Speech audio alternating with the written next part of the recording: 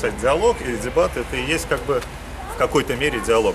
Я вам скажу, на мой взгляд, очень хорошая практика, надеюсь, Наталья Васильевна Поддерживаю полностью.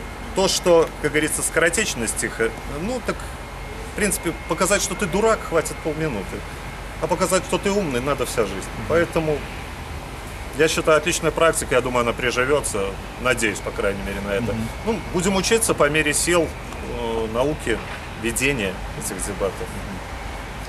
Вы знаете, вот вам пример того, что абсолютно два разных оппонента сошлись наконец-то в едином мнении. Не можем же мы полностью быть В антагонистами, едином мы же не мнении, что антиподы. действительно дебаты необходимы.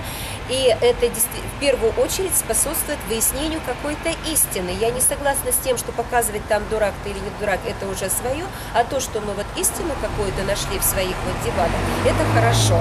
И даже я говорю, что вот мы вместе вышли и с удовольствием сейчас даем вам интервью, потому что это хороший, положительный пример, результат, и его надо все-таки как-то в практике применять, как это в других странах.